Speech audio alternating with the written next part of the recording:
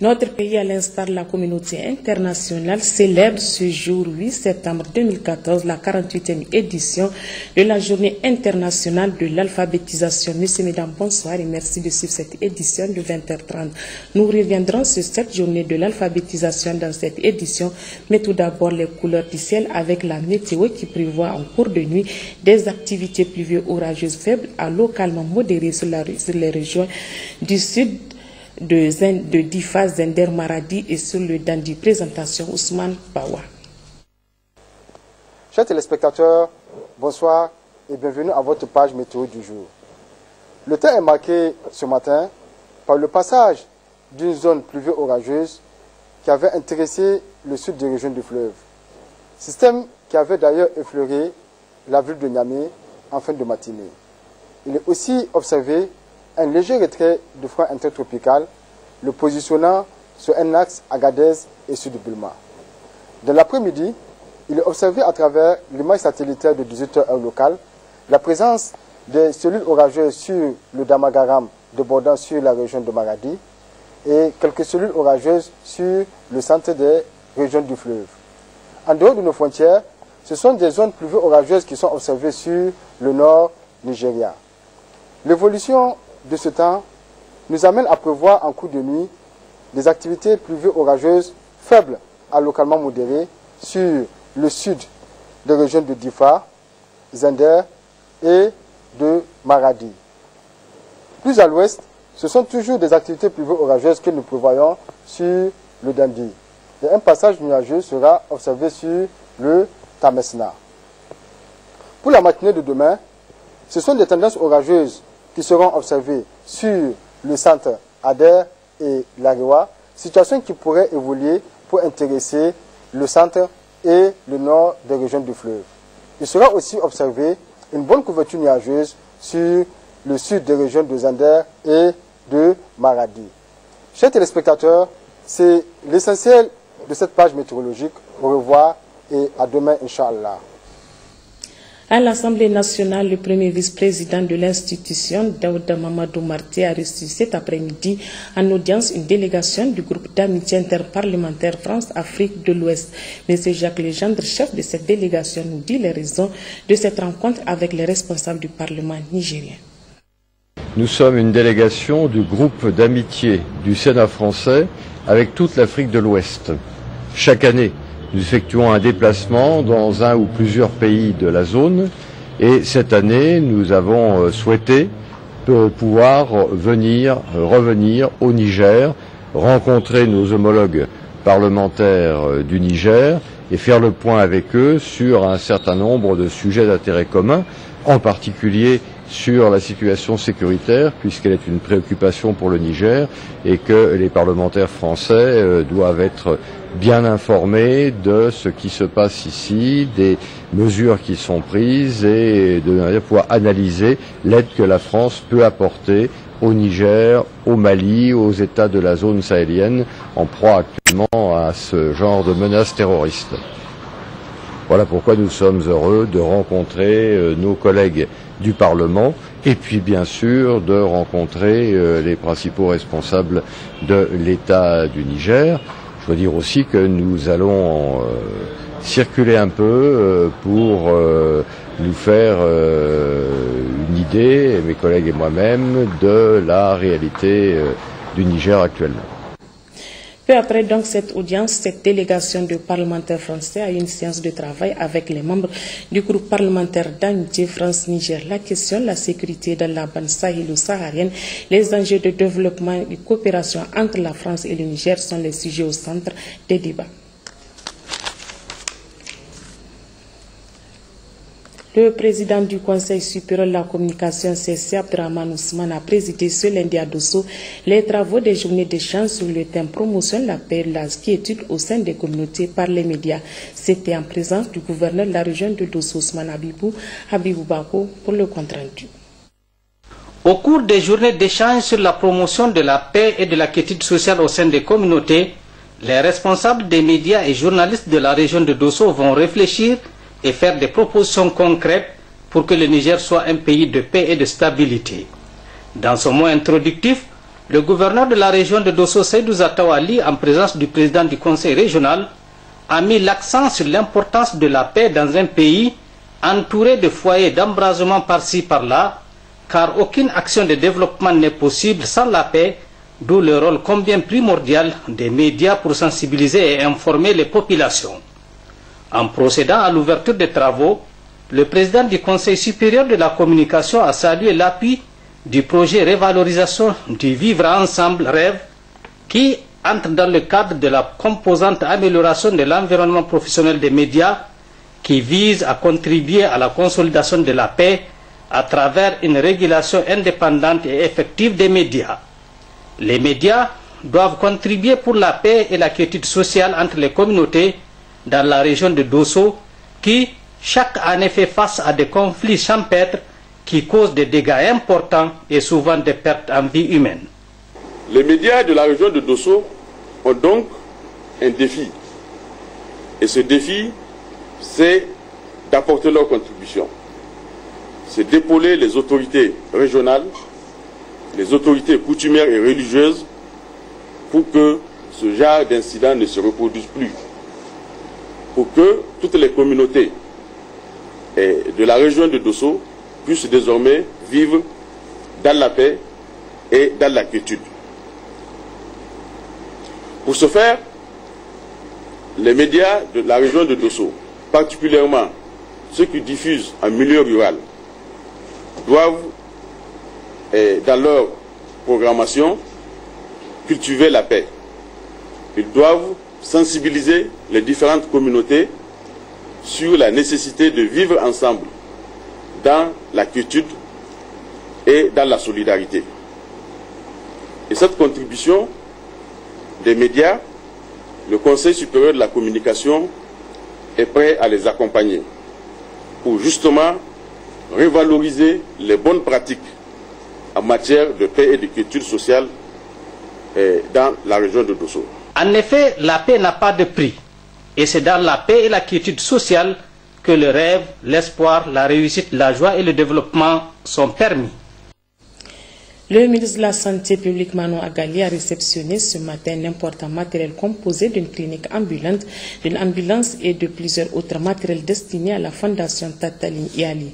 Ce don estimé à une valeur de 100 millions de francs CFA est le fruit d'un partenariat entre la Fondation Tatali et le groupe Bolloré, Issouf Noumou et Issoufou Kodo. Il y a des moments où, face à une réalité, l'on est dans l'obligation d'accepter le bien fondé d'un acte ou d'une quelconque démarche, d'autant que le pragmatisme est tel quel, que rien ne peut prouver le contraire. Faut-il faire un retour en arrière pour faire l'ébauche des actes positifs posés par la Fondation Tatalin Yali? Ce serait alors tout un registre à travers les populations de différentes contrées du pays qui continuent de bénéficier des actes tous azimuts de cette fondation. Face à une telle volonté de servir, il va de soi que le monde extérieur observe de très près toutes ces actions et c'est donc une logique que d'assister cette fondation dans sa démarche noble. En réceptionnant ce matériel, le ministre de la Santé publique, M. Manou Agali, a non seulement manifesté son contentement, mais a aussi invité les autres partenaires à agir de la sorte. Nous tenons à remercier les deux associations, les deux structures, la Fondation Tatalin Yali et son partenaire Phoenix Humanitaire International, et à travers ces deux structures, nous tenons à exprimer notre reconnaissance et notre gratitude au groupe Bolloré. Sans ce groupe, ce don n'aura pas eu lieu ce matin. Donc c'est l'occasion pour nous de voir qu'au-delà du rail, au-delà du chemin de fer qu'ils sont en train de construire, il y a un aspect humanitaire qui accompagne leurs actions au Niger. Il est de notre devoir d'accompagner cette fondation au vu de son caractère hautement humanitaire, dira le conseiller Patrick Lipienaï Bolloré. Nous sommes vraiment fiers et heureux d'être ici aujourd'hui, de pouvoir remettre tous ces matériels à la Fondation Tatali Yali. Dr Malika Youssoufou, que j'avais rencontré lorsque nous avons inauguré la première gare de chemin de fer à Niamey le 7 avril, m'avait parlé avec enthousiasme de l'œuvre de son association, et il se trouve que le groupe Bolloré entretient des relations tout à fait étroites avec des associations humanitaires en France, et donc nous sommes chargés d'acheminer tous ces matériels jusqu'à Niamey C'est un début. Je pense que la suite, avant la fin de l'année, nous amènerons d'autres matériels qui, j'espère, permettront de soulager et d'aider la population nigérienne. Il s'agit, à n'en point douter, d'une action qui vient de renforcer la dynamique déjà existante au sein de la Fondation Tatali. La Fondation Tatali Yali n'est pas à sa première action. Cela rentre en droite ligne avec les différentes directives que la présidente de la Fondation, Dr Issoufou Malika, avait souligné et avait fait ressortir et continue de se battre pour rester dans le cadre logique que s'est assigné cette fondation, c'est-à-dire faire la promotion de la santé de la mère et de l'enfant. Il est évident que Tatali, de par la nature de ses actes, sera toujours accompagné et soutenu par les partenaires qui sont convaincus d'avance du bien fondé de cette structure. Comme annoncé, la ministre de l'Enseignement primaire, de l'alphabétisation, de la promotion des langues nationales et de l'éducation civique, Madame Ali Mariam Alhaji Ibrahim, a lancé ce matin la commémoration de la Journée internationale de l'alphabétisation ce 8 septembre 2014. À l'occasion de cette 48e édition, la ministre a dressé le bilan des réalisations dans le domaine au Niger avant d'inviter tous les acteurs à se mobiliser pour une meilleure prise en charge de l'alphabétisation et la formation non formelle. La commémoration de la Journée internationale de l'alphabétisation a pour objectif de promouvoir le sous-secteur, d'informer, de sensibiliser l'opinion nationale et de démontrer les opportunités qu'offre aux jeunes l'alphabétisation. Cette 48e édition que nous commémorons sous le thème de l'alphabétisation et du développement durable, démontre le rôle combien pertinent que ce sous-secteur joue pour le bien-être de la population en particulier et pour le développement des nations en général. C'est pour dire que ce thème est en parfaite harmonie avec le plan de développement économique et social PDES que s'est doté notre pays pour la période 2012-2015. Les axes 3 et 5 du PDES définissent clairement combien il est nécessaire d'intégrer le volet alphabétisation et formation des adultes dans les programmes de développement. Ceci est aussi démontré à travers l'engagement des plus hautes autorités de notre pays, au premier rang desquelles son Excellence Issouf Mohamed, président de la République, chef de l'État, afin de garantir une éducation gratuite et obligatoire jusqu'à l'âge de 16 ans à tous les enfants nigériens. Cette vision éclairée du président réduira sans nul doute le nombre de jeunes qui quittent l'école précocement chaque année, qui retombent dans l'analphabétisme et qui gonflent de façon considérable la proportion des adultes analphabètes. À cet effet, il est de mon devoir d'informer l'opinion nationale sur les actions menées par mon département ministériel. Pour la campagne 2013-2014, 1897 centres d'alphabétisation ont été ouverts avec une moyenne de 30 inscrits par centre. Quant au volet éducation non formelle, qui concerne la tranche d'âge de 9 à 14 ans, 2523 jeunes ont été pris en charge au niveau de 83 centres. En outre, pour un meilleur pilotage de ce sous-secteur, la politique d'alphabétisation et d'éducation non formelle a été finalisée et soumise au gouvernement pour adoption. Aussi, pour mieux cadrer les actions des multiples intervenants dans le domaine, un certain nombre de dispositions ont été prises dans l'élaboration et l'adoption des textes réglementaires. Et je ne terminerai pas mes propos sans rendre un hommage mérité à la directrice générale de l'UNESCO, Madame Irina Bokova, qui ne cesse de déployer son énergie pour la lutte contre l'analphabétisme. Et sur ce, je déclare officiellement lancée la commémoration de la 48e édition de la Journée internationale de l'alphabétisation et de la campagne d'alphabétisation et d'éducation non formelle 2014-2015 au Niger. Je vous remercie.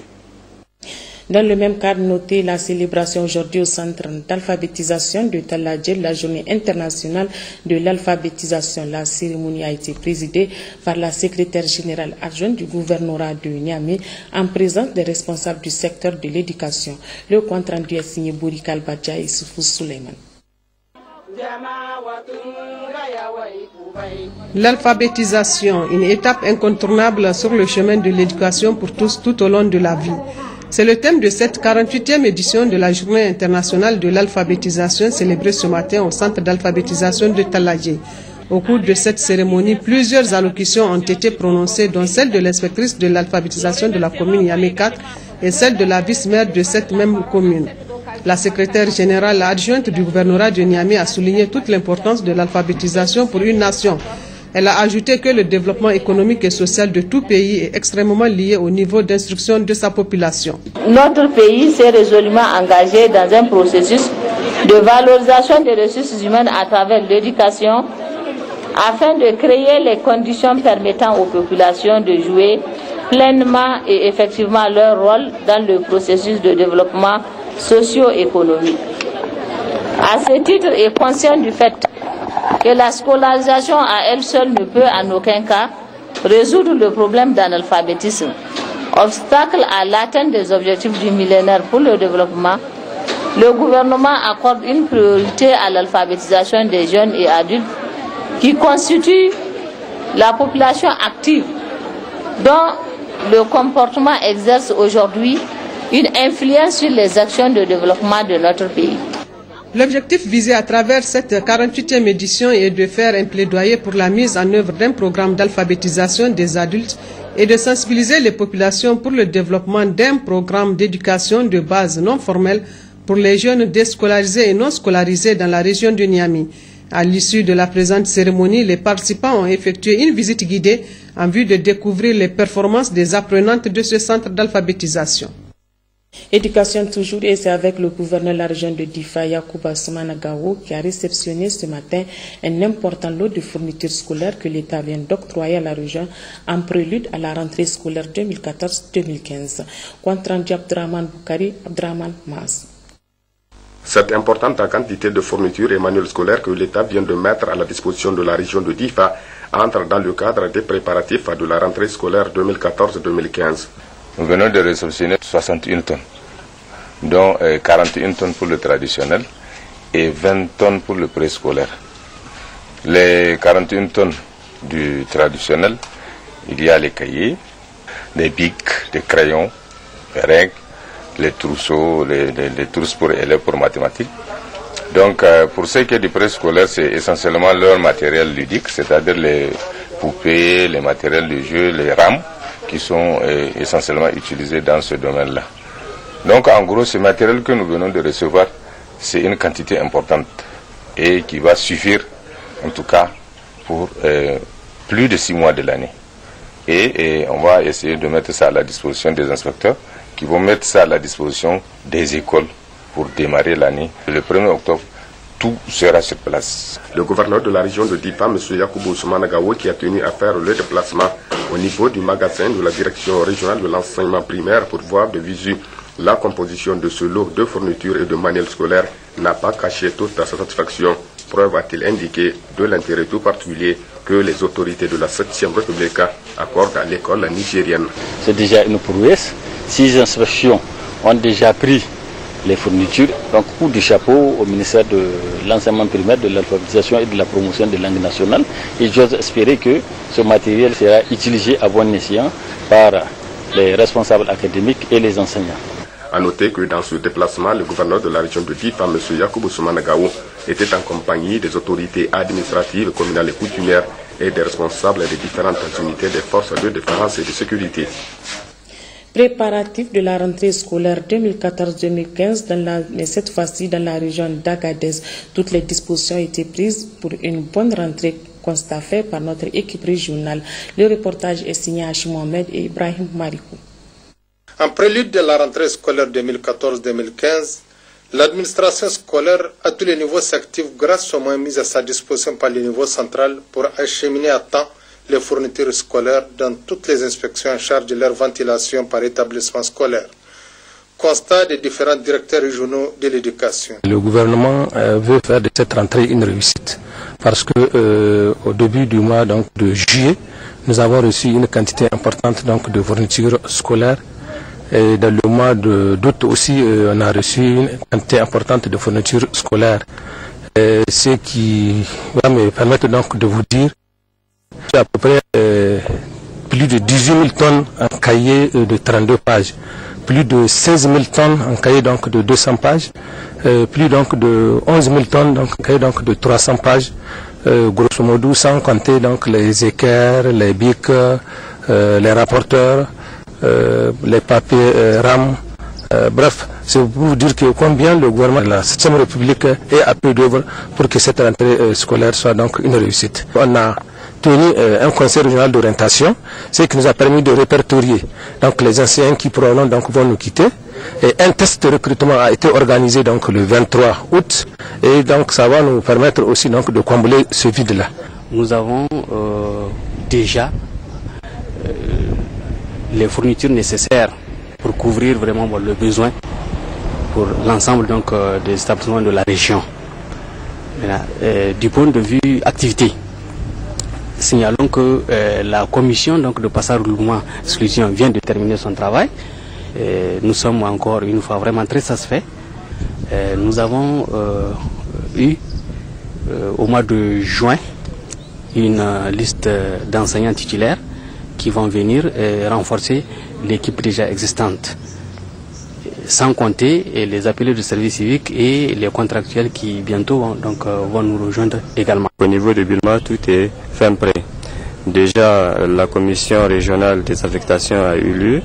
On nous a promis un certain nombre d'enseignants qui seront rapidement mis à notre disposition. Déjà, on nous a aussi annoncé l'envoi d'un ou de deux conseillers pédagogiques. En ce qui concerne les fournitures scolaires, déjà nous avions assisté à la réception au niveau régional du lot, n'est-ce pas, destiné à la région d'Agadez, et nous avions pris connaissance aussi de la part qui revient, n'est-ce pas, à la direction de Bilma. Donc tout est fin prêt, je pense, pour cette rentrée-là. Les parents d'élèves reconnaissent les efforts déployés par l'État pour créer les bonnes conditions de la rentrée scolaire 2014-2015. Le Conseil national de l'environnement pour un développement durable, CNEDD, organise depuis ce matin un atelier national de la faisabilité d'un projet pilote sur l'assurance indicielle agricole contre la sécheresse au Niger. La cérémonie d'ouverture s'est déroulée au Palais des Congrès sous la présidence de la directrice de cabinet du Premier ministre, présidente du Conseil national de l'environnement pour un développement durable, CNEDD. Compte rendu Baka Hajara, Tahirou Hassan. Le projet pilote sur l'assurance indicielle agricole contre la sécheresse dont le lancement a eu lieu ce matin est une initiative qui s'inscrit dans le cadre du projet d'adaptation au changement climatique et sécurité alimentaire. Le projet pilote sur l'assurance indicielle contre la sécheresse dans le secteur de l'agriculture, objet de nos présentes assises, est une nouvelle initiative de coopération entre le gouvernement du Niger et ses partenaires techniques et financiers pour répondre aux préoccupations des producteurs ruraux. Ce projet pilote permettra d'identifier et de mettre en œuvre des processus de développement axés sur les agriculteurs et conduits par eux pour produire des solutions aux risques climatiques et les mécanismes d'assurance indicielle au Niger. Il permettra d'encourager les modes compatibles de développement au climat et d'utiliser l'assurance indicielle pour réduire la pauvreté dans les zones rurales au Niger chez les petits exploitants agricoles. L'adjointe au représentant résident du PNUD au Niger a tout d'abord souligné l'importance d'adopter des approches novatrices afin d'aider le Niger à faire face aux risques climatiques pour mieux assurer la sécurité alimentaire de tous les Nigériens. Une initiative qui cadre parfaitement avec les actions et la volonté du gouvernement de la 7e République dans son vaste programme de renaissance. Il est important que le projet pilote qui va être lancé permette d'identifier des solutions durables en matière d'assurance indicielle au Niger qui puissent être étendues à tout le pays. Aussi, il est essentiel que les agriculteurs, qui sont les premiers concernés, soient associés de près à toutes les étapes du projet. Ainsi, les sécheresses combinées aux actions anthropiques ne doivent plus conduire à la désertification et à la dégradation des terres agricoles en Afrique.